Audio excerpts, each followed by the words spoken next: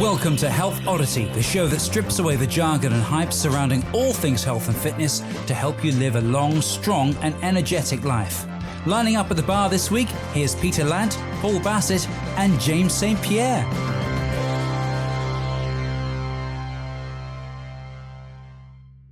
Hello and welcome to the Health Oddity podcast, episode 198.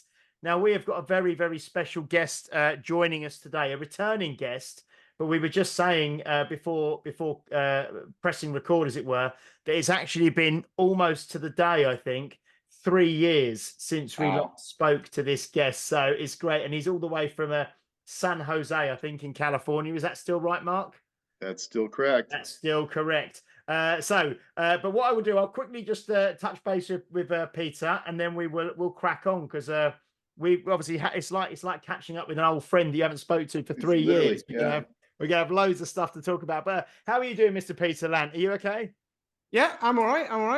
It was quite funny that your intro there, the hello and welcome to, it sounded slightly different because it's your Sunday evening introduction voice. You sound different on a Sunday than you do on a Thursday somehow. I don't know why. Okay. Yeah, so we are recording on a Sunday evening at 6 p.m. so that we can sort of match up schedules with Mark in California. Greatly appreciate it. 8 hours behind us or 8 hours ahead of us. What is it? You're 8 hours ahead of me. It's 10 a.m. here. Yeah. Okay. Yeah. So it's 10 a.m. for Mark. So yeah. So it's very different. Usually it's a Thursday afternoon, isn't it? So but no, it's lovely. It's a lovely day here. Well, it's a lovely day here where I am. Is it a lovely day where you are, Pete? Oh, it's fantastic. California. That's why put up with the earthquakes is the weather. It's hard to beat the weather here. It's literally just, it's going to be 70 degrees here, sunny. It's just perfect. Perfect. It's sunny where I am. Is it sunny where you are, Pete? Or I'm not joining in this conversation. No, it's not. Okay. we got some nice showers coming through, and I like that. I prefer that. I like they're proper showers as well. Proper showers, like I don't know how rain, how rain just falls from the sky. It's almost like the clouds are like, but it's almost like the clouds are forcing it out. When it falls, really. That's global warming, man. Don't worry about it. Yeah, but when it rains so hard, it's like actually it feels like it's being fired out of the cloud. It's weird. It's like just water falling out. Sheets of rain coming down. Yeah. There, mate. Anyway, that's what we've been getting for the last 6 months. Okay. God, well, it's lovely and sunny here in Essex. Anyway, so it's so sunny. Well, I'm happy to hear. So sunny, I've had to shut my blinds because it was blinding me. Anyway, we are joined by Mark Reifkind. Now, I'll just quickly say before we kind of get cracking with the conversation that Mark was on last time with us, all the way back, episode 41, and the episode was called "The Strength to Endure." And I know that over the last, certainly, like we said, we're approaching 4 years of doing this every week. So lots of people will have joined us in the last few months, last 6 months, last year. If you haven't listened to that episode, I'd really recommend you go back and listen to episode 41, because we're not going to kind of go all over Mark's kind of backstory and history. We might touch on it again, I'm sure, but I would really recommend you listen to that episode first, because Mark has been a high level gymnast, bodybuilder, power lifter. He's done ultra endurance. He's been involved with kettlebells since I think about 2001. 2001. Yeah, and he's been coaching for decades. So yeah, many decades. How many decades is it, Mark? Sort of you've been involved in coaching? Well, 5. No, really, 5. I mean, I've been doing this whole thing like 52 years now, and I started coaching. I started coaching right from the start when I started training, because we were self-coached, but, technically 40 years, but, really 50. Yeah, fantastic. So yeah, if you haven't, go back and listen, because we're going to kind of almost use this episode to, like I said, to catch up with Mark, to find out what he's doing with his training now, where his latest thinking is, what he's doing lifestyle wise. Because how old are you now, Mark? Do you mind me asking? 67. No, 67. 67 years of age. Yeah. So and still, I follow Mark on friends, obviously on Facebook, and follow on social media, and always training, always walking the walk, talking the talk, a lifelong devotee to the mastery Yeah. of training, and we'll talk about that today as well. Good. So yeah, so Mark, what's how are you? What's going on? What's your training focus at the moment? What's life Well, like? I'm well. Thanks. And first, thanks for having me back. I really was looking forward to it. I really enjoyed talking to you guys. So I was really happy when I got re-invited back. So Well, yeah, thanks again. we made you wait. We made you wait. Yeah, you did. Okay. I was like wondering, well, man, I passed my prime. I'm not getting an re-invite back. No, I mean I'm incredibly boring in my approach to all this. I'm pretty much doing the same things I've been doing. Last time we talked, the focus is still the same. It's very simple, very basic. I have a strength component, I have an endurance component, I have my body maintenance, which is my mobility and recovery component. And it's like you said, lifestyle. This is my lifestyle. I've been doing the same things for years. I mean, it's ever since I got my knee replaced, it was a game changer. And geez, that's 11 years. August will be 11 years. And that was like, it's hard to imagine it was 11 years ago. I look back on some of my old YouTube videos and it's like, I see my knee, I can't even look at it, like dragging that leg around like Tracy used to say, like an unborn twin, it's like just dragging that thing around. And it hurts just to look at it, but that was the game changer. So then I could, I could get back into doing cardio. I could get back into not having my entire existence revolve around trying to unlock that knee so I could function like a human being. So it's still, my main obsession with my training is still my press. Kind of catching up for,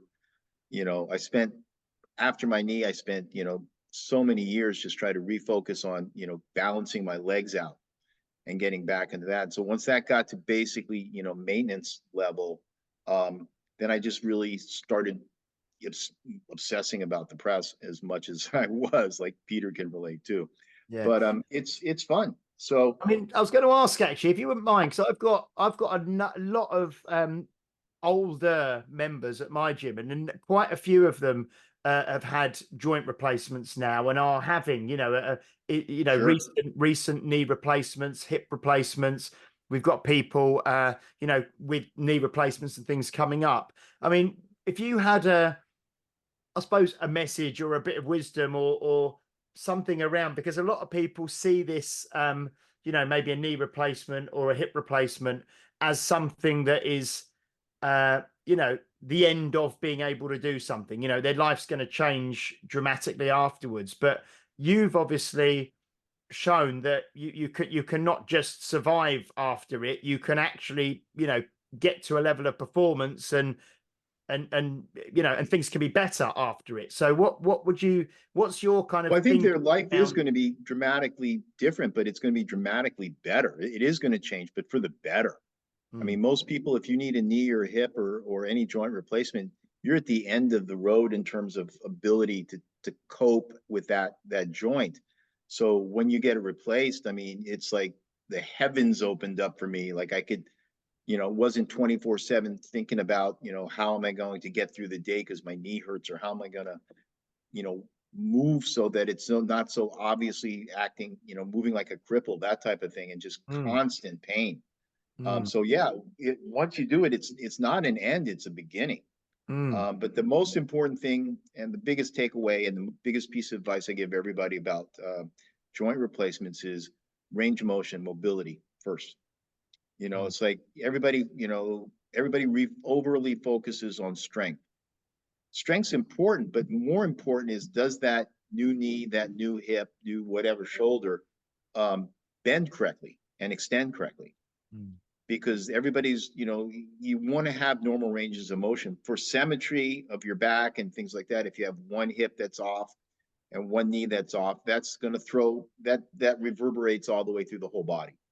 So the main thing is, the flexibility, mobility, stability, and then strength training. I mean, you do them all simultaneously, but I think a lot of people get not so much frustrated, but, don't realize it's going to take some time to get the knee equal in flexion, mainly to the other knee. But if you don't do it, then everything's going to be wonky after that. So just like it's a daily routine with that.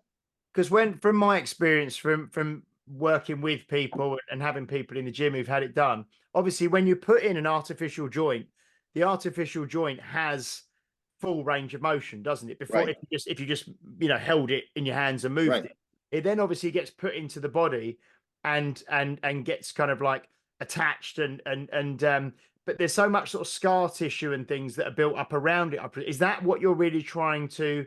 Well, there really shouldn't be that much scar tissue. I mean, when they take the old joint out, they cut it out and they stick the new joint in. Like you said, it has full perfect range of motion.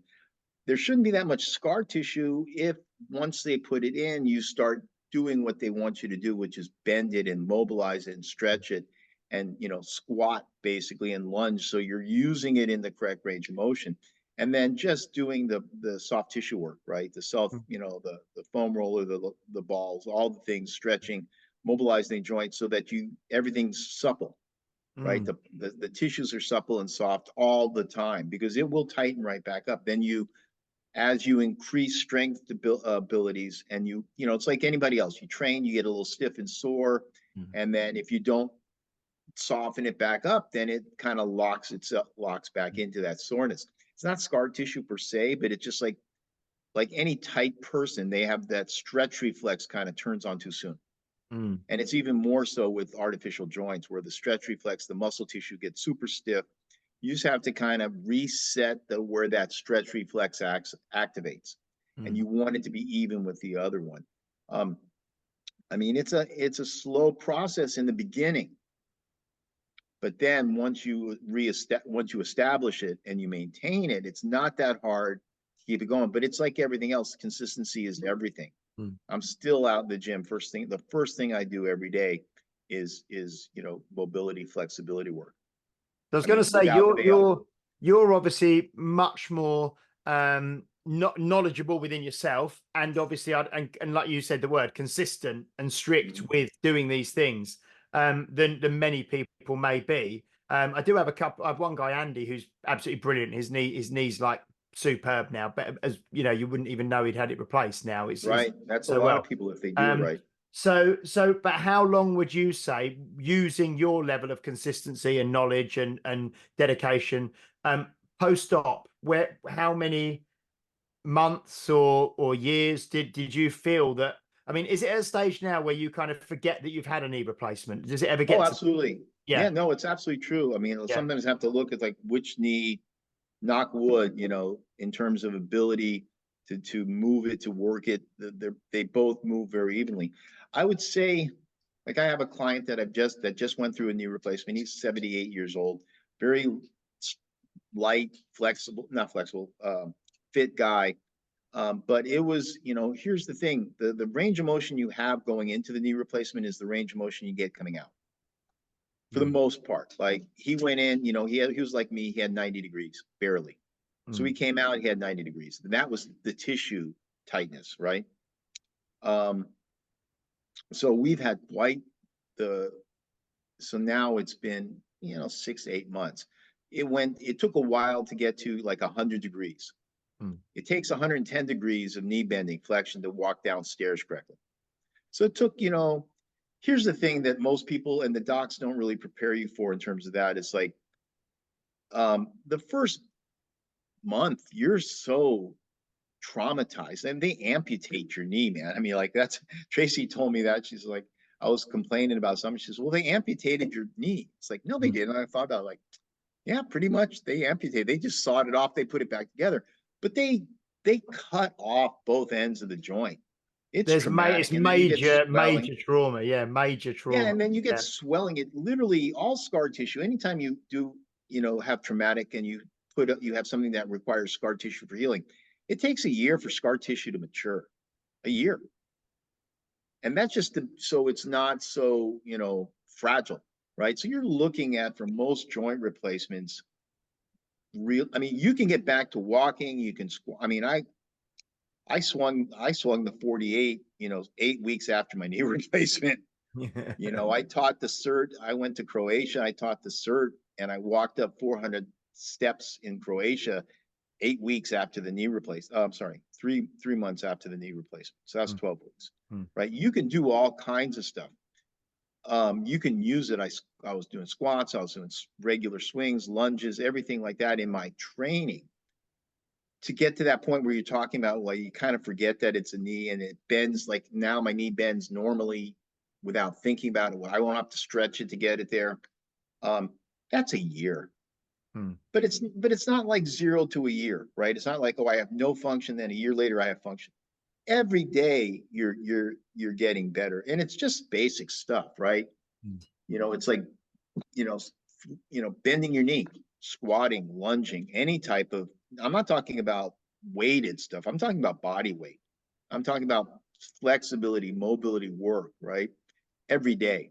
I mean, for me, because I am crazy, it was like all day long. I was in such a hurry to get, after 20 years of not being able to bend a knee, not being able to walk right, I was like, okay, take me off the leash, man. I'm ready to go. So every second of every day, I was obsessed with, getting another millimeter of range of motion, that type of thing. But, the less you put in, it's just like everything else, right? But the less you put into it, the less you get out of it, and vice versa. You really want it. You really want to work it all the time and figure out the secrets to how am I going to get this joint to bend. Like one of the things that people don't talk about that I figured I had to find out on myself is like ankle mobility is crucial to knee flexion. Your calf. So you're like, if your calf is tight, if your soleus is tight, your knee's not going to bend very well. Because it's that dorsiflexion that allows, like for pistols and stuff like that, if your knee doesn't go over your toe, and that's controlled, you think, oh, ankle mobility. Well, what controls the ankle? The calf, the gastroc, and the soleus. So if your soleus is like a brick, good luck. It's not going to work, right? So I found out that the hard way, like my knee would occasionally, my good knee, because I'd overuse it, would lock up. And it's like, oh, that calf is just like on fire. So ankle mobility and knee flexion go hand in glove. So that was a big takeaway. I was going to say, this is good advice for everyone, isn't it? Regardless of if you've got a replacement or you've got a replacement coming up. I mean, this is like the term you use, body maintenance, isn't it? This is stuff everyone should be aware of, regardless of age. The same stuff. Like when I came to your place and we did the body maintenance seminar there. I mean, I'm doing the same things. I mean, I haven't discovered anything new except that there's an accumulation in either direction, good or bad, right? So if you keep doing it long enough, you keep getting like subtle secrets that you find out that are just inherent to you, right? That are your own individual requirements or needs. Like, oh, I need to do this. I don't need that so much, right? I really have to focus on that, but I don't need that so much. And the only way you find that out is by experimenting. So yeah, so for me, one of the things I realized after my knee replacement was like, not only did my knee not bend, even though there's nothing wrong with my left ankle, I hadn't used it because my knee wouldn't work. Like it might have well been replaced. It didn't bend. So there was no trauma to the joint, but if you hold your arm in one position for 20 years, it's not going to move well. So that was like, okay, that needs to come back. You going to say something, Peter? This is very timely because I've got a question now. Sure. So, because you're saying about so your ankle wasn't moving very well because your knee hadn't been moving very well. So that's a knock-on effect. Right. And for me right now, I'm not sure about my internet connection at the minute. You might not be able to hear me properly. I don't know. But my left shoulder's been a problem for years because I fell on it snowboarding years ago. Right. And so I've been going light on that side and evening it up to the right side. Right. And then this very week, so Monday, I was doing the pressing on my right side, but my right shoulder started to give me some, like a little bit of jip, right? Because my left one's now evening up to my right one. Right. So that's therefore changed the groove on my right side. Sure, it's connected, right? Exactly. And so I know this, right? And I'm like, so, and I was just kind of like, right, I need to rest that this week. My left feels fine, my right's but just suddenly on Monday. So that was kind of the question. So you get your knee replaced, right? and then you start to get the range of motion back in that and working on your ankle and stuff like that. But how did it affect the rest of your body, if you know what I mean? Because like you say, everything you've just said there, the body maintenance, you learn how your own body moves, how it works, because it all works as a system. And that's been very poignant for me this week, because I'm like, right, now my left's getting better, so I need to focus on my right a bit more. But if I do too much of that, then my left will go back to where it was. And it's like it took a while balancing for it act, isn't it? balance out. It took a while because I had been so skewed for so long. My body had adapted to being crooked with my left knee not working. And then I had that major back injury, which was a pretty close direct result of my knee not bending and me trying to squat 600 pounds. Squatting deadlift 600 pounds on one leg, one glute, and one erector. It was like, okay, that wasn't smart, but it was fun for a while. Does that mean you can do 1,200 now? I figure I got 2 knees, right? Exactly. I should be, except I don't do any barbell squats or deadlifts anymore because I did learn. Okay, I'm slow, but eventually I figure stuff out. Like I'm not going back to that. But it took a while for my body to, it's a pendulum, right? So there's a boom, boom, and then it slowly dampens out and kind of slowly ends up in neutral. That's what happened with my back and my opposite shoulder and all the things that had compensated by torquing in a different way to compensate for my knee lack.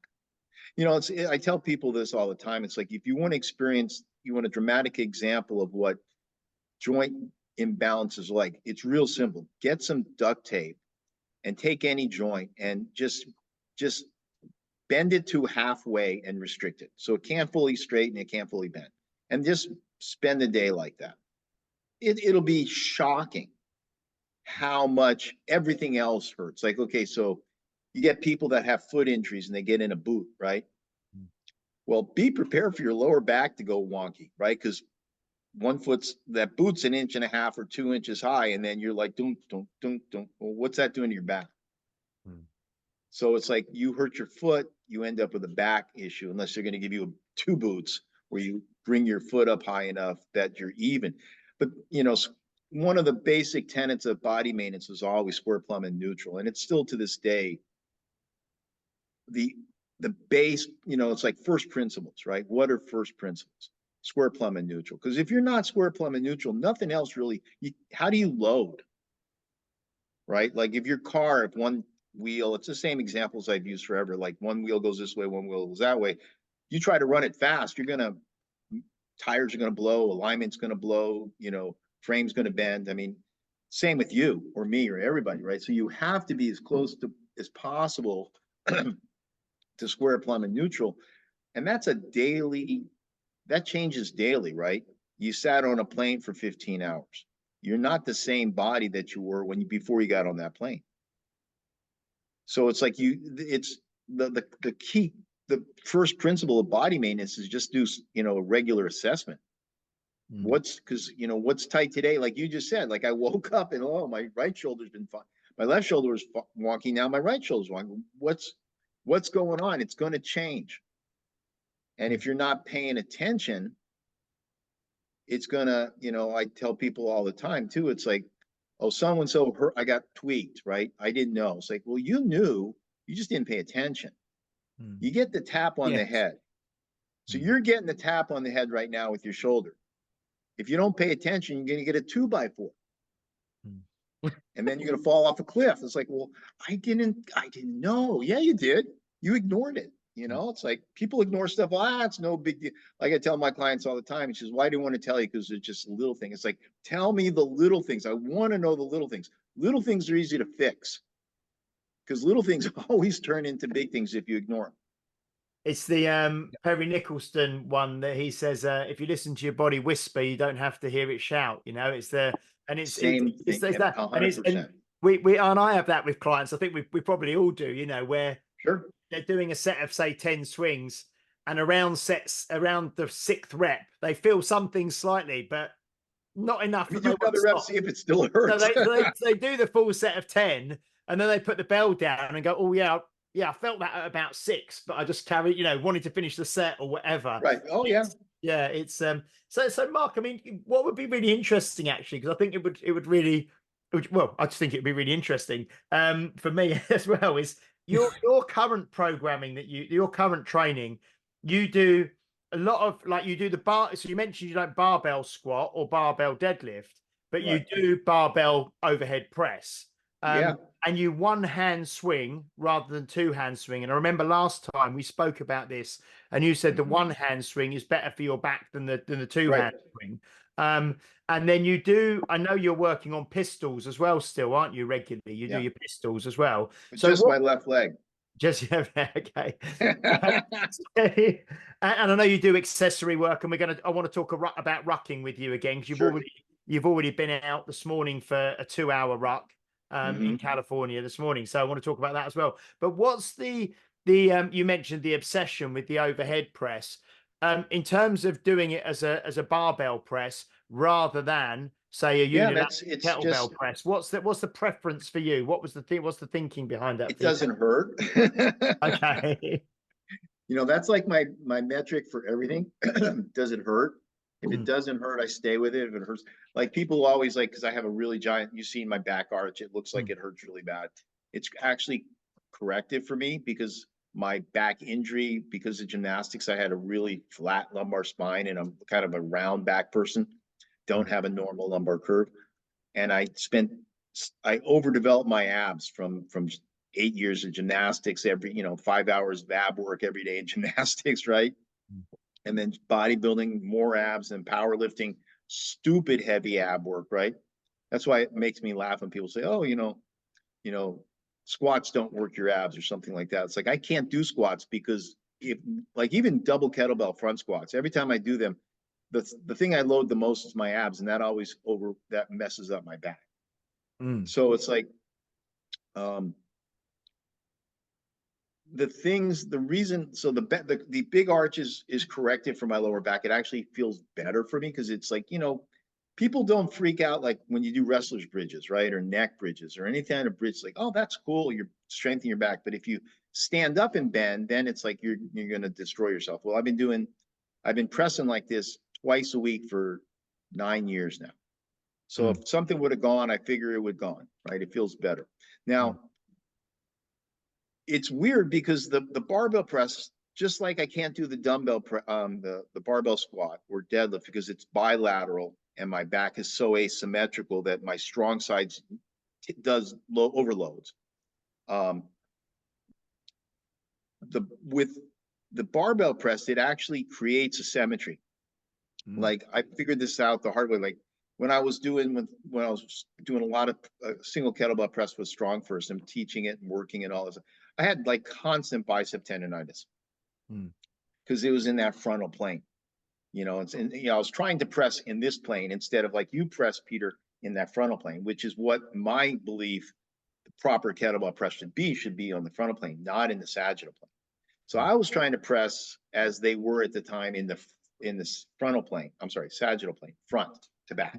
Yeah. Sagittal. Frontal is like getting cut down the side, right? So I always had bicep tendonitis. And then, do you remember Primal Move, right? Peter Lakato's Primal Move. When we went to the first cert, I hadn't done any push-ups or anything like that. I was like shocked to realize I couldn't do a single push-up off the floor because all that stuff, everything started on the floor and you push up.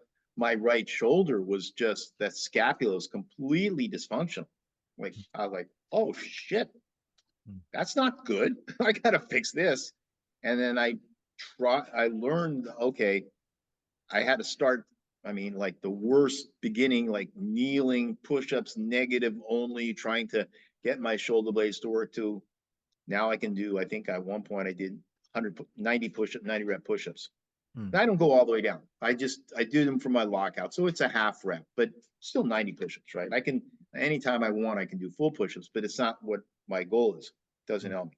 Anyhow, when I was doing the push-up work, and that basically really rehabilitated my shoulder. It taught because my shoulder issue, and for you, going back to what you were talking about, 99% shoulder issues or scapular issues. People don't know, don't understand. the connection between the scapula and the and shoulder flexion. If your scapula doesn't track, your shoulder doesn't work. And most people don't know how to use their scapula, what the scapula does. I mean, it's just like a mystery. No one teaches it, no one talks about it. But for every inch that the upper arm moves, that scapula should move half inch. So it's a cam. But most people's scapulas are either frozen in protraction, or some people are frozen in retraction. And even if they're not frozen, they don't move. So the push-up, the only way I could do push-ups was really connecting into my scapula and retraction, protraction.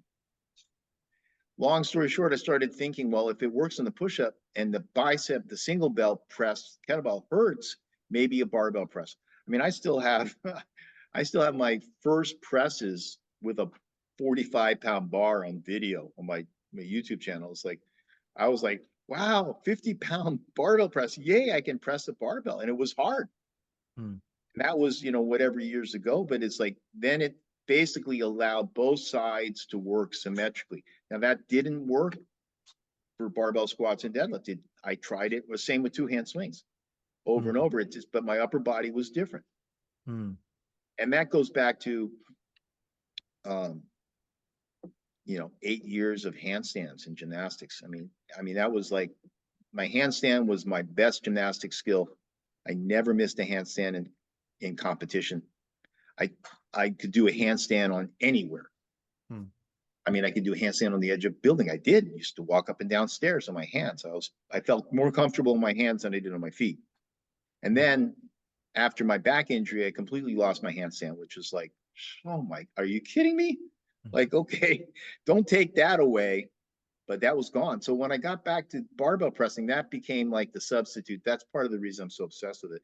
Can't do handstands, but I can press with a barbell all the time and get away with it, because that was my original skill, was handstands. So that's going back to that.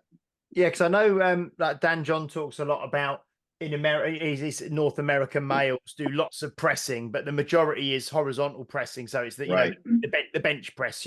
So he really recommends that most people do the overhead press, because it's something that a lot of people have shoulder issues, and we've been talking about them. So the overhead press, he thinks much more beneficial for the majority of people than a bench press. Well. Yeah. Do you want to talk about that? I think it's a very important point. I think he's 100% right. But what he's missing, and what most coaches are missing about the press, even, is, are you doing the press as a shoulder exercise or as a lift? Like, Peter, your press is a lift, right? I was just thinking this. What I've learned off Paul, and we did this at his workshop, is when you're pressing, saying going frontal, but you kind of, as you push back a little bit as well, because I was getting the same problem as you, bicep tendonitis. I was getting sore elbows doing pull-ups, right? This scapula, because if you look at the, in some of the books I've got, you look at the vectors on a scapula, and it's nuts. Like, there's arrows going everywhere. It's nuts. Yeah. So that on my right, I was doing that, but on my left, it's starting to get stronger, because as I press, I push back a little bit. And not wing out like that, but push back a little bit, and then it engages rotation. And push away from the belt. Yeah, exactly. And that makes a massive difference. And then that's what's helped that shoulder. And I think what most people are taught is basically the press as a shoulder isolation exercise, which is horrible for your rotator cuff. That's where most people have problems, is like, don't move your head, don't move your torso, make it super strict, and you're going to wreck your shoulders. So that's where I think where the most people, like in the old days, in the 40s and the 50s, all the original bodybuilders or strongmen or strength athletes all did overhead presses, but they did it as a lift. They weren't trying to do it strict. They weren't trying to isolate their shoulders. So they either leaned back, or they had a hip drive or something like that, which kind of took some of the load off it. And just, it's the same thing as like hardstyle kettlebells. You're distributing the load. You're not trying to, you're trying to use your whole body to do the lift. And I think when I started doing it, that approach of pushing away from the bar save my shoulders. Well, I can't do it I can't do it the other way. It hurts, so I don't do it.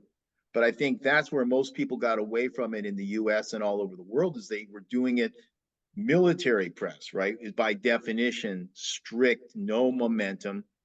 And yeah, it's going to destroy shoulders, it's going to hurt. No one's going to want to do it. But getting back, and then they banned the press in the Olympics, which was, you know, if you're a judge in a competition, judge. You know, if the guy or the girl is doing the technique and they're cheating, give them a red light. You don't have to drop the lift, just judge, you know, like judge hard, right? If you want them to not bend their knees and do a push press or lay back too far, fail the ones that lay back too far, and everyone will get the message, right? If you do it this way, you're not going to get white lights. If you do it this way, you will. So, but they took the press out, and I think then it became unpopular, partly because it has no publicity, and everybody went to bench presses, which is the worst shoulder exercise you can do, okay, for your shoulders. I mean, that will everybody that bench presses long enough will get a shoulder exercise, because because the scapula is compressed on the bench. Your scapula can't move. So your scapula is pinned by your weight and whatever bar weight is there. You're trying to move your humerus through that range of motion. The scapula wants to follow it to stay in track. Can't. Shoulder injury. I mean, go to any masters bench press competition or any powerlifting competition. It's like the living dead. Everybody's got a shoulder injury. You know, I can't comb my hair. You know, it's like I want to bench. I'm benching 400 pounds because I got a bench shirt on or a slingshot or whatever toy you have to fake it, right? But the problem's not the body; it's the lift. I mean, Dr. Hatfield, Fred Hatfield, years ago, developed a bench that had a rotating part to your scapula to not screw up never caught on. But that was the idea, because the lift is inherently biomechanically dangerous. You mentioning, you talking about pressing through the frontal plane rather than the sagittal plane. Would that be something like, you know, and you mentioned as well, like the old time strongmen who did it as a lift? Would that be like a side press or something is more in the frontal plane? That's frontal plane. That's frontal plane. Now your shoulders can go through, like, okay, so frontal plane would be this way, front to back. Now I can press with a barbell. You see the guys do it this way. They'll go here and they'll go like this. Yeah. So you start off sagittal and then your elbows wing out and go into frontal plane. That'll destroy your shoulders. You know, it's like, because you go out here and then you run out of space, and then you go there and then it's like you're grinding stuff. So the old time guys that laid back, they almost did it. The old Olympic press, the way I look at it, was very much like a bent press, where it's like a support. They fell under it, they locked out, and then they stood up. Like a bent press isn't a press, right? It's a support. You fall under the weight, you lock out, and then you stand up underneath it. But when you're getting this type of grinding, I suppose, starting here and then rotating through there, like the old Arnold press, the Larry Scott press, that's just super hard on the rotator cuff. So just by default. So frontal press is like, you know, I'm always putting that Tommy Kono version up where he falls back, you know. That's a sagittal plane, front to back, sagittal plane movement. And for me, because this shoulder was so badly damaged, I don't have any strength in that. I mean, I still have a big asymmetry above, like, this is my full range of motion, my shoulder, this one will go there. So I can fake, but I don't want to fake it, because there's not much stuff left in there. Like, I don't want a shoulder replacement. So I think I saw you. So that's why I don't lock out. I only lock out like it's like people say, well, it's a standing incline. It's like, okay, it's a standing incline. You do it. Yeah. I'm pressing 30%. I was actually going to say it is 30% over body weight. Show me. Yeah. You want to do 30% I was going to say, because to me, standing incline, go for it. Huh? Yeah. No, I was going to say to me, it looks like a standing incline, but that's not a criticism or anything. It just looks like one. It is. I mean, I'm fully aware Fair of it. enough. You know, it's like, that's all I can do.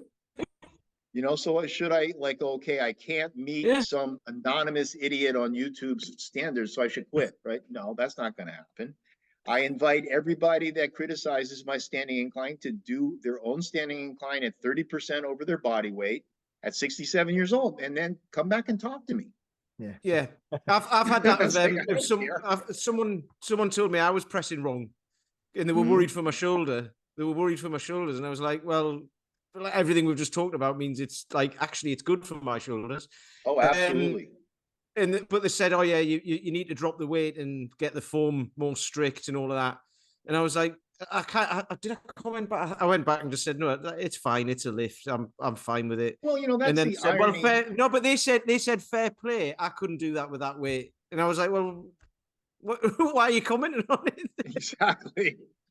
No, that's exactly like I see all kinds of guys put up, because I look at everybody does. You know, I look watch presses all the time. And some guy says, well, you know, I do, 275 or something like that, but you weigh 275. Yeah. That's body weight. Yeah. Okay. I did 5 sets of 5 with my body weight. You do 5 sets of 5 with your body. It's like I said, I'm pressing regularly anywhere between 25 and 30% of over my body weight every single week. And I don't care what anybody says, but it's like, if you criticize me, you better be able to back it up, because I know what I'm talking about. And if you can't beat me,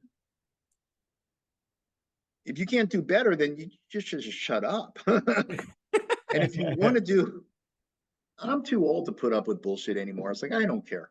Right. I saw you shared a video recently. If you say what I'm doing is wrong, you do it my way and beat me. Yeah. Otherwise, I'm not gonna. What do I care what you say? I saw you shared a video recently, Mark, of a guy. I don't know who it was, but a guy that was. I think he did like an overhead press with 150 kilos, and he pressed and he was back, and then he properly came straight through and locked that out. Guy is Igor Klem, I think it is. He's a Russian former Olympic lifter. He's I don't know what he was, but he's done 214 kilos clean and jerk. I mean, and his Instagram, like, I just watch his Instagram, because like, what the hell is he going to, I mean, he does 600-pound barbell back squats with his hands, no hands. He does, I mean, every crazy lift that you can think of, he does. And like 400 something pound zerchers all the time. I mean, it's just seated Zotz press with 200, 110, 120 kilos. I mean, just insane stuff that he doesn't really train for. He's just so stupid strong and flexible. I mean, they do Cossack jump squats with 150 kilo barbells. They jump up and kick a leg out. I mean, it's just, but that press was just very much, that was the old school Olympic press. And that was one of the better ones, where there's no knee kick. I mean, it's just, that was the technique. But I think a large part of what went wrong in the kettlebell community on all sides of it, forget GS, because that's its own thing. They have stayed true to their roots. If anybody's just completely, GS is just like Olympic lifting, like that hasn't changed at all, which I really appreciate. Olympic lifting, you can look back, 50 years, it's the same. The equipment hasn't changed. None of the rules really have changed. I mean, same with GS, it's comparable, right? But in the kettlebell community, and so much, it's like the whole thing was anti-bodybuilding and lifts and all this other stuff, and then everything became so like super strict. There was no room for real power or strength. It's like too strict, in my opinion, right? Too maniacal about form. Like everybody had to look the same. It just doesn't exist. So, I mean, getting back to, what I love, figured out, comrade,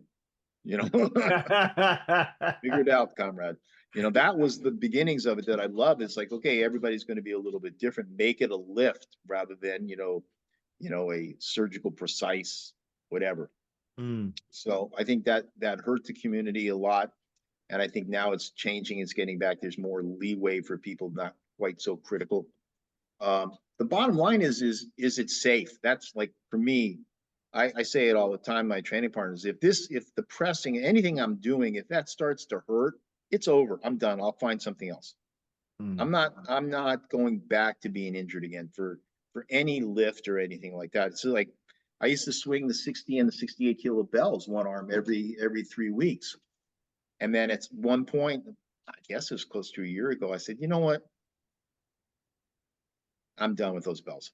You know, nothing hurt, but I was getting that little whisper, you know, like, okay, you know, I'm going to pull a forearm, I'm going to pull a groin, I'm going to tweak something. It was just, and there was nothing that was really, I originally did it thinking it would really help my absolute strength for presses, but it really didn't translate.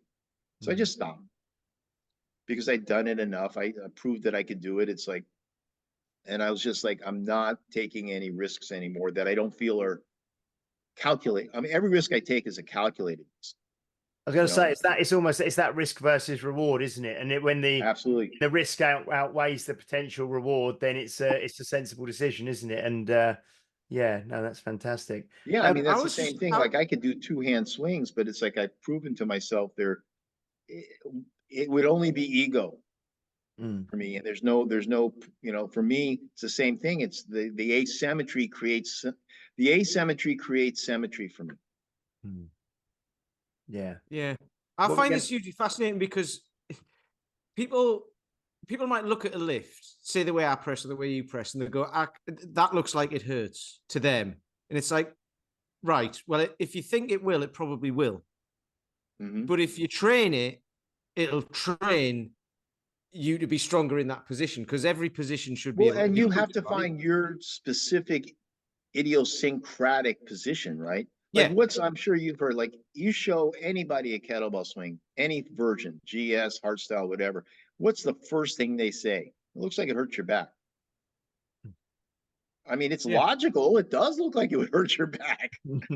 But this is the thing. So, because we're talking about like risk, reward, all of that sort of stuff.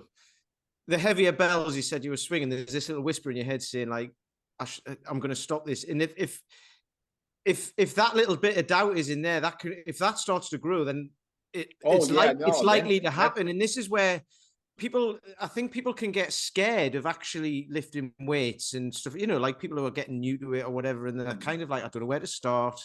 I'll go and start. And then they get injured because they might try too heavy, or they've not got the right technique or something like that. And it puts them off. And then they're like, it's not for me because it's too dangerous. And it's like, well, everything has an element of risk. Oh, absolutely. But if you manage that really well, if you manage that really well, everyone can get stronger.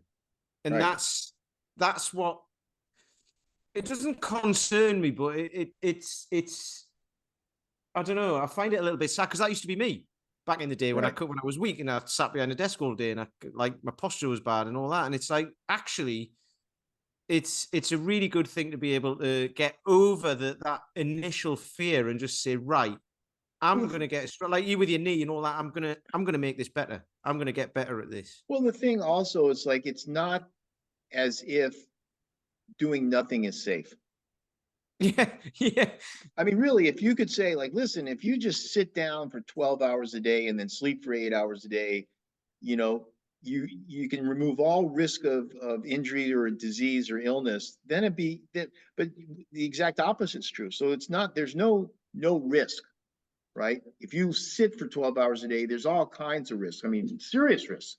So if you go out for a walk and you do walk training, or you do whatever you do, there's going to be risks. It's like learning to manage it. And again, learning to train correctly, learning what are smart progressions, learning body maintenance. So, like, okay, do I have normal ranges of motion? If I don't, how am I going to slowly get there? You know, do I eat like an adult? Right? Dan Johnson, like, eat like an adult, right? I mean, if you don't, then, like, you got to put all these pieces together, or you don't, and don't do it, but don't complain at when stuff goes sideways, because it will. Just when, not if, right? It's like people say that all the time. Well, if I die, it's like, there's no if, it's when. I mean, if you die, You're not planning on it, you'll be the first, right? It's when. So it's like, manage your risks, take responsibility for your choices, right? That's the other thing. Nobody wants to take responsibility for their choices. So I can't do this. Like, okay, you're right, you can't do this, but you think that has no effect? Of course that has an effect. So be an adult, take responsibility for your choices. If you're too lazy to do it, find a way to not be lazy. Baby, whatever it is, it's like, or if you choose not to, I don't care. It's not my life, it's your life. But don't complain to me afterwards why, XYZ you didn't fulfill your goals, you didn't lose the weight, you didn't stop smoking, you didn't blah, blah, blah. It's like, okay, make a choice. Grow up. Just because you're old doesn't mean you're mature, right? There was something I was talking to someone a while ago and they said something about that, about getting older and getting wisdom. It's like not everyone gets wise as they get older. I think the opposite is true. I think most people get more stupid as they get older. They just shut off, like, okay, I'm old, I don't have to learn anything anymore. It's like, okay, that's not going to work out well. I already know everything I need to know. Right. Then your whole life should be working 100%. No, so I mean, my training is, after COVID, and I moved my business online, so everything's out of the home. It just got so much easier in one sense. So I didn't have to travel. I didn't have to worry about the studio.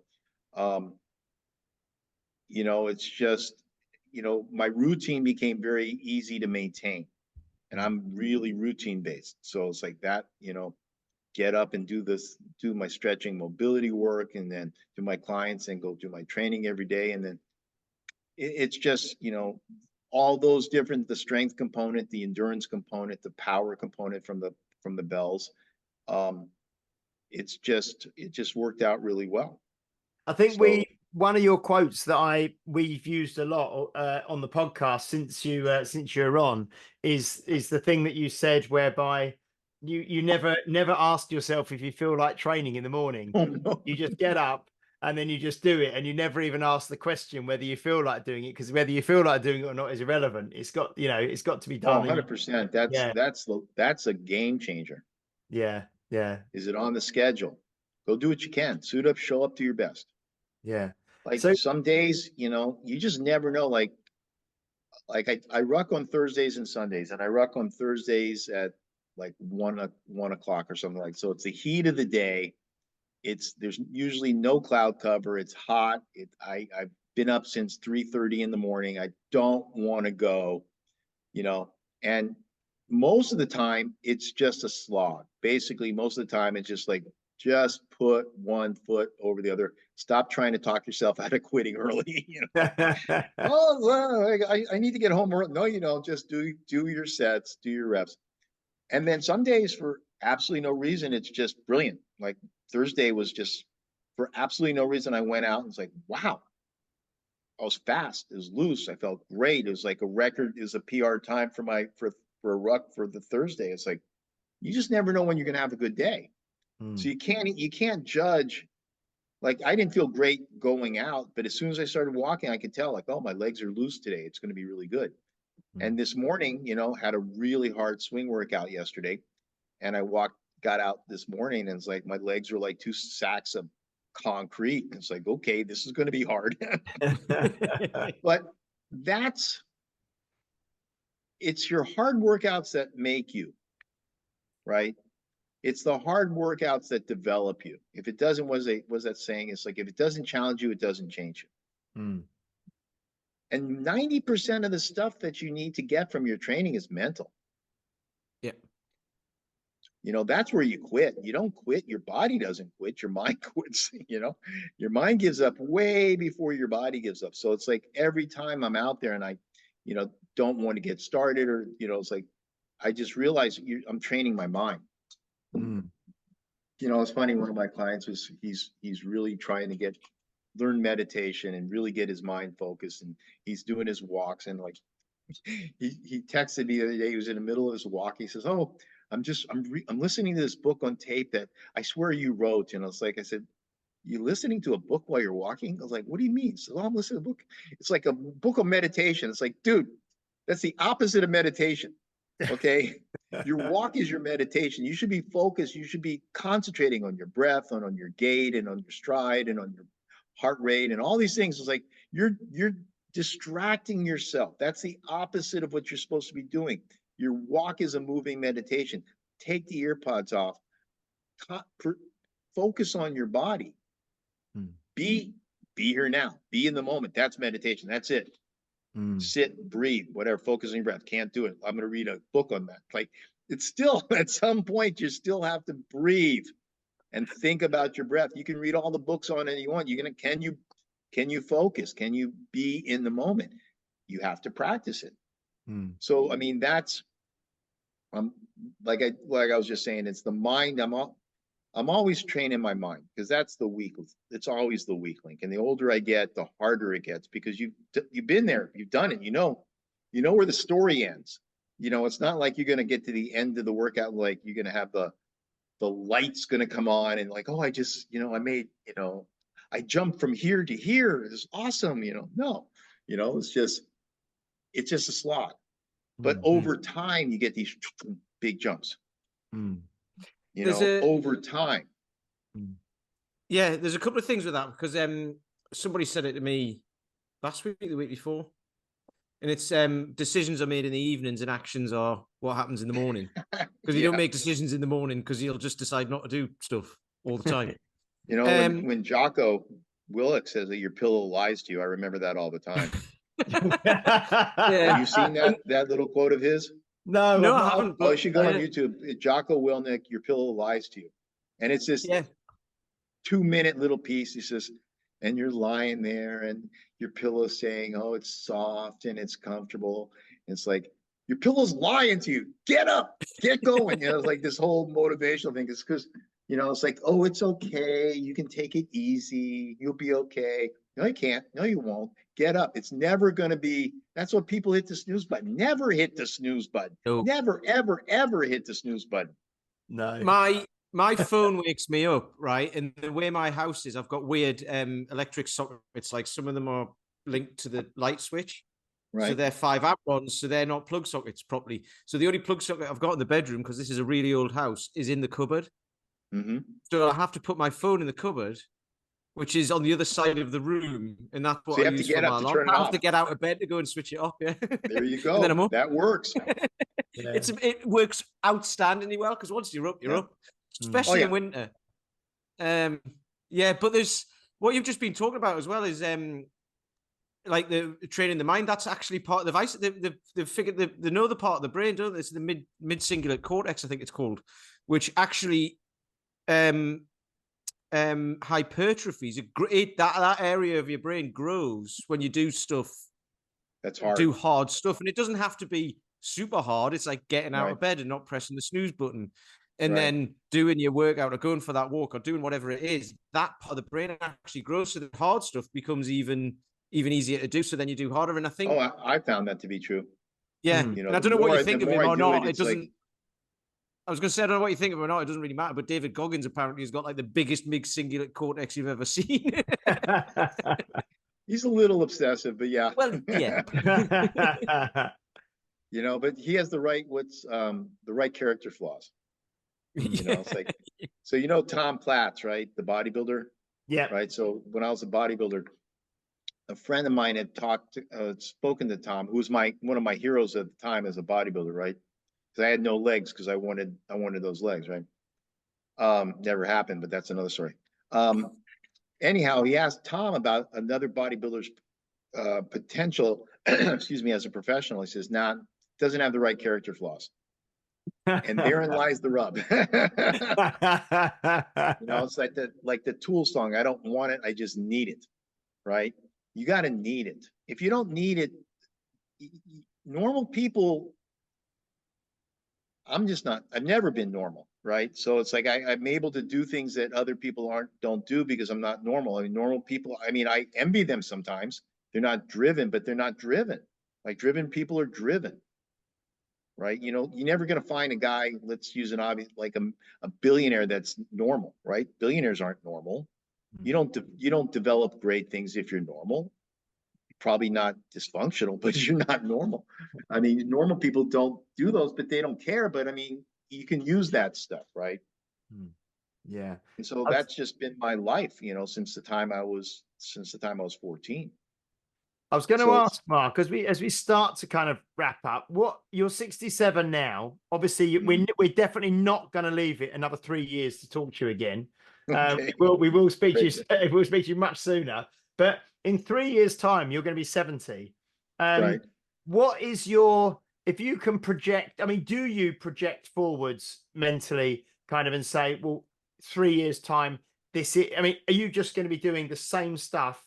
You know, in 3 years' time, and you're going to be maintaining this lifestyle that you've got? Do you have any kind of targets or goals or ideas of where? Well, you yeah. I mean, 3 years. if I can, I feel like a lot of what I do in my training now is maintenance. Like, you know, if I can maintain this level of training strength and volume and you know, abilities, like if I can do my swing workouts at the same level, like, okay, so my right now I'm doing a variation of Pavel's axe style training. Like I'm doing a lot of sets and low 5-rep sets, 5, 6 reps. Because one of my goals, like I did the 5-minute swing test years ago, but the swings weren't very high, right? I just damn near killed me, but it wasn't very high. So it's like, okay, my next thing was I wanted to build the height of the swing. So I didn't change any of the workloads, but my focus was bringing my swing from like belt level to chest level, which I have. So if I can maintain that level of power at the same workloads, the same volumes in 3 years' time, that's that. The same with my rucking. My rucking's actually gotten faster at the same weight. So if I can maintain, that's one of the things that people don't do is they never measure. So they don't know if they're getting better or weaker, right? I do want to be, I mean, the press, I've been in a real press slump with my group. Like, it's like, because I have so much, I'm making this movement up, you know, it's just very specific to me. I mean, I've done 225 16 times. And I've done 100 kilos 36 times. Okay. But I don't understand why I can't do 225 every week. I do understand, but it's a technical issue. It's not a strength issue. Because if I'm in the right groove, it goes. So long story short, I want to be the only 70-year-old that's pressed 225 at, you know, 175-pound body weight. So that's my main goal. If I can maintain, even if it's 100 kilos, like I haven't done it the last 3 years in a row. I pressed 225 on my birthday. I haven't done it. My birthday's in March. I haven't done it this year. I pressed 220 a month ago, but I haven't done 225. So I got the rest. So, but that's the main goal is I want to be able to, my press goal is realistically is I should be able to do 2 plates every week. I don't see why not. It hasn't proven to be true, but I don't see why not. What's fantastic is hearing you talk, because it's similar to when we had we speak to Fabio Zonin sometimes from Italy, you know, and he's and you and him, you people who are very, very good at strength and are accomplished at strength over a long period of time. I mean, he's 53, 54, I think, around that age. So you're kind of older than him, but both of you have got this, you know, the way you just said, right, I've pressed this much weight this many times, I've pressed this much weight, the recording, the tracking, the precision and the planning and the programming. I think that's what we really see when we talk to people like yourself. If people are listening who are younger, in their 30s and 40s, it's having that.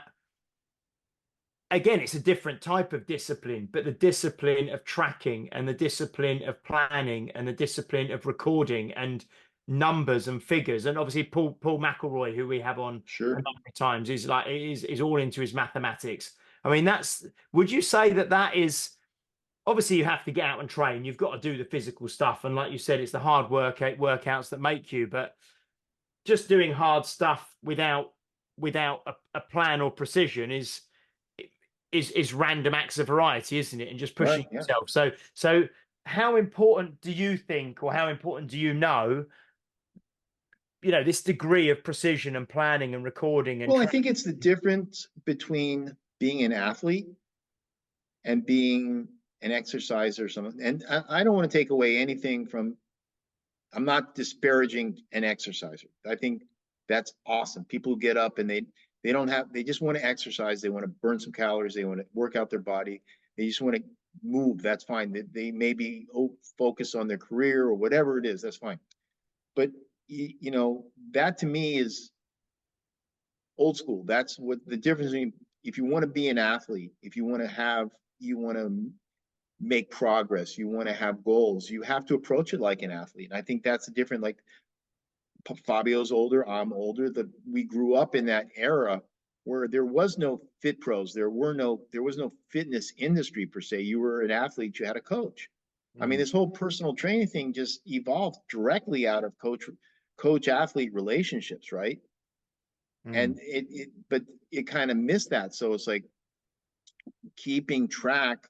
What is that? I don't know who said it, but basically what gets measured gets managed.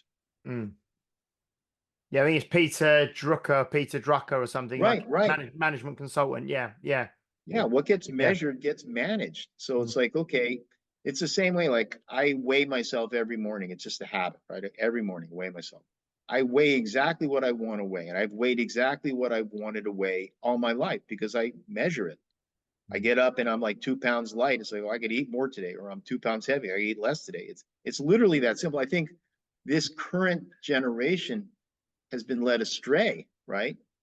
Because everybody believes that it's got to be complicated. It's so simple. It's not even close to easy, but it's so simple. You don't have to go crazy. You just have to develop, like you don't have to swing. You don't have to do anything. You have to find what gets you wanting to go into the gym, or like, I want to have this goal, or I want to have that goal. It's like, okay, do that, but just approach it like Paul does, right? Or like I do, like Fabio does. It's like, measure it, because what happens when you measure it, you take accountability into the equation, right? Like I know what I'm going to do tomorrow in my press workout because I know what I did last week. Now, I'd be much easier if I could go and say, I'll see how I feel. It'd be much easier, much less stress. There's no stress to go in. It's like, what do I feel like doing today? Okay, well, didn't sleep real well. I drank too much, so let's take it easy. And then next week, I drank too much and take it easy and whatever. But I know, okay, this is what I'm going to do. So there's that, what I call the confrontation with yourself. When you know, okay, the workout calls for this, and last week you did the same workout a little bit less, so there's really no reason you shouldn't be able to do it, but you have to do it. And that's that confrontation. Like, okay, here it is, step up right now, no excuses, put yourself on the line. And it all comes down for me. It's like I was so lucky in so many ways. I mean, gymnastics ruined my body in so many ways, but it just taught me so much. It's like when you're swinging around those bars and you're trying to do these skills, like there ain't nothing else in your mind. You can die. If you're swinging around, you got to take one hand off and do a turn in the middle of that swing. It's like, you better concentrate.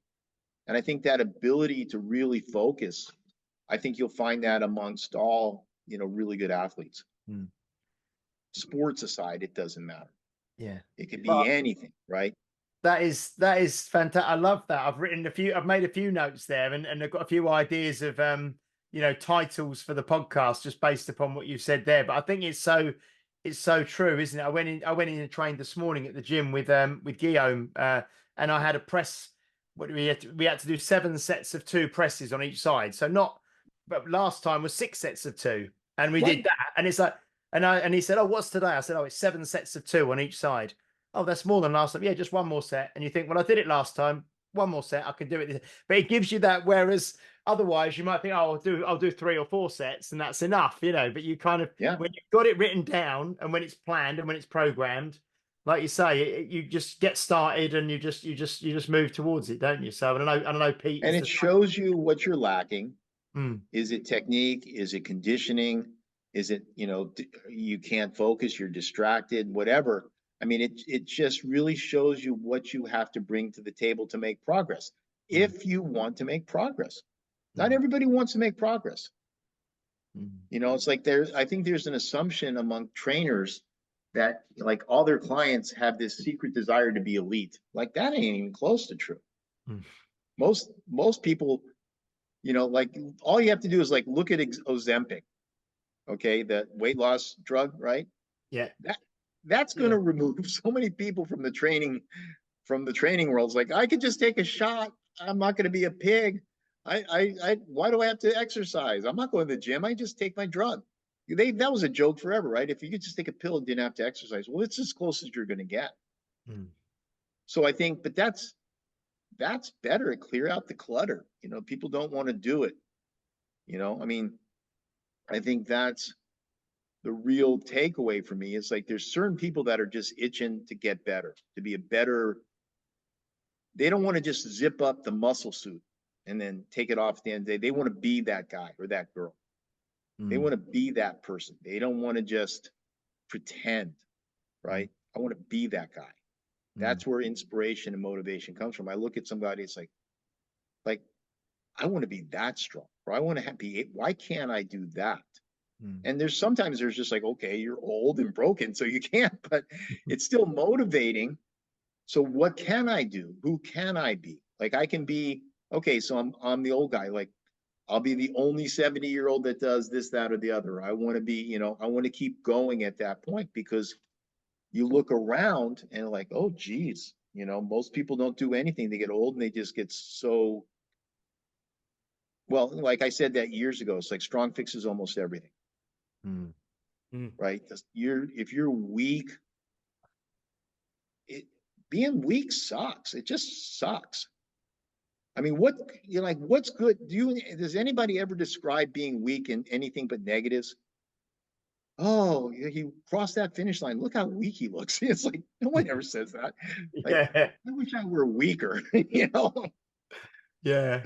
There's a podcast I listen to, Mark Bell's Power Project, and his kind of phrase is strength is never a weakness and weakness is never a strength.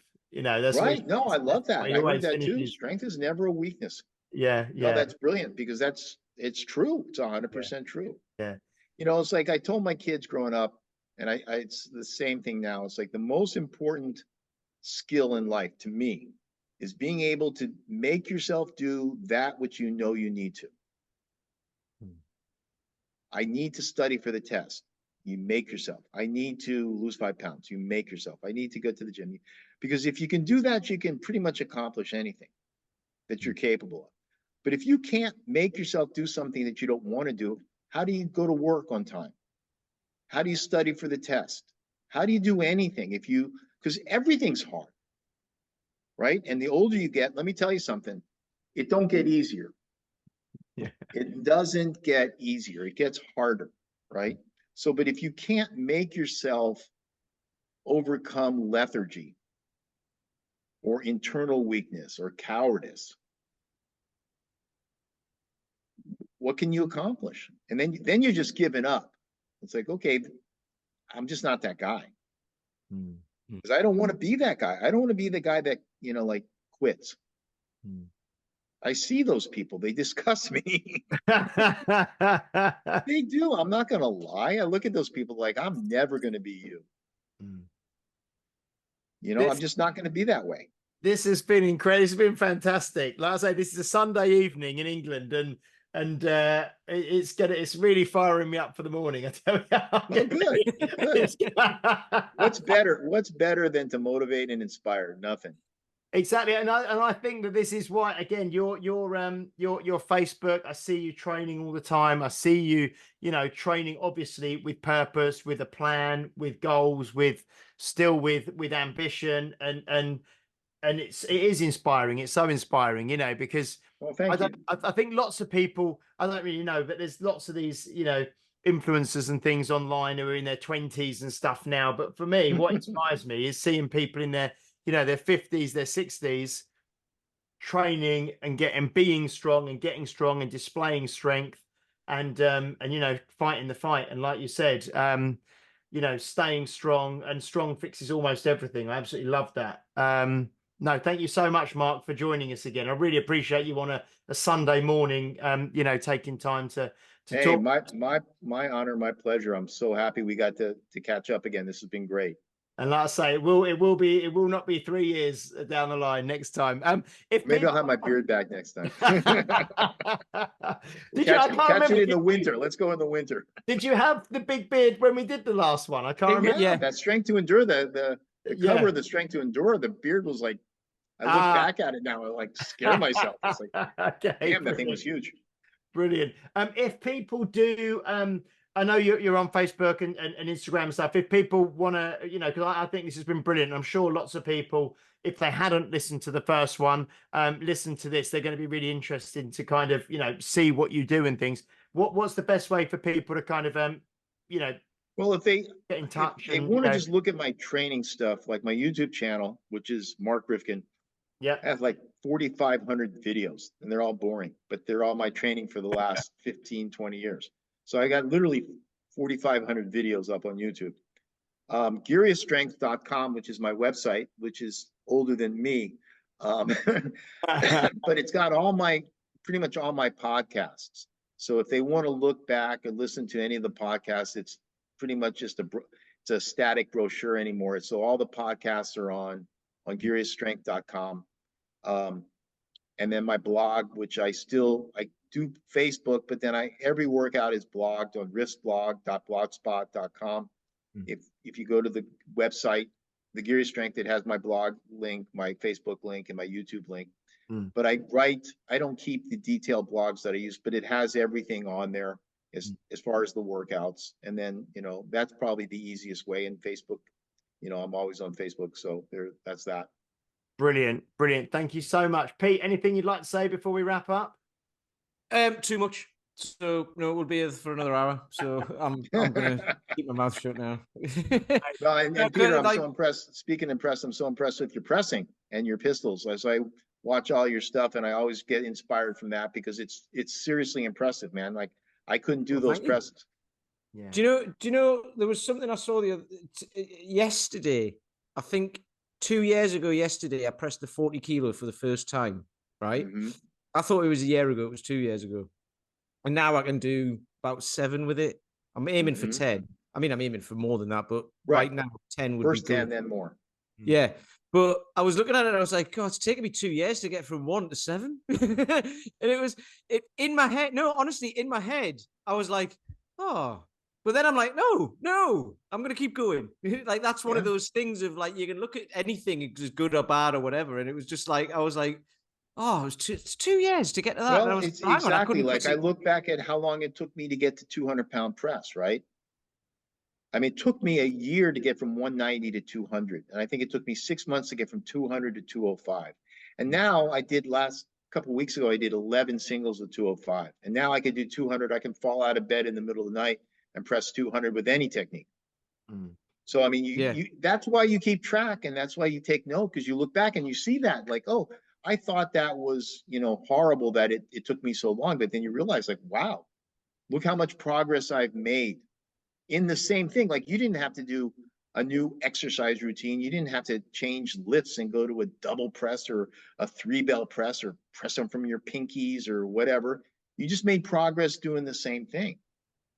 That's, to me, the most impressive thing. Is like, another thing I'll use in my mind is, like I say, sometimes you have to go backwards to go forwards, right? And that means you clean up your training, you clean up your form, you go back, and like a lot of times this happens from an injury, right? You get hurt, you can't do the same weight, so you go backwards and you kind of fix the little details you didn't have time to fix when you're going heavy, and that catapults you up.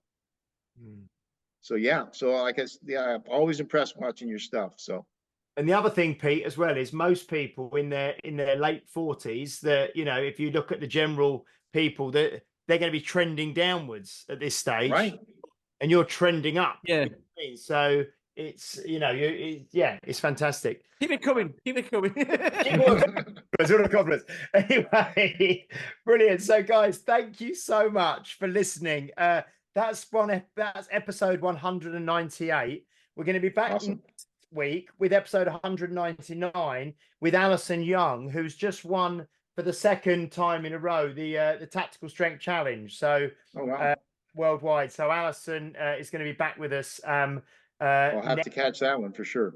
Yeah. She's really great. So she's SFG 2 now working as a trainer as well. A very strong lady. So Alison will be joining us next week for episode 199. So yeah, thank you so much, Mark. It's been an absolute pleasure talking to you again. It really has. All right, guys. Good to talk to you. Looking forward to the next one. Brilliant. Take care. Thank you, guys. And if you can, please like, share, subscribe, leave a review if you're watching or listening on a platform that allows you to do so, especially Apple Podcasts. We're trying to get our reviews on there. That would be great. And we will see you next week for episode 199 with Alison Young. Until then, bye-bye. You've been listening to Health Odyssey with Peter Lant, Paul Bassett, and James St. Pierre. To get your regular fix of hype-free health, you can subscribe and leave a review wherever you get your favorite podcasts. You can find out more on today's and other topics at healthodyssey.com or find us on Facebook or Instagram by searching for Health Odyssey.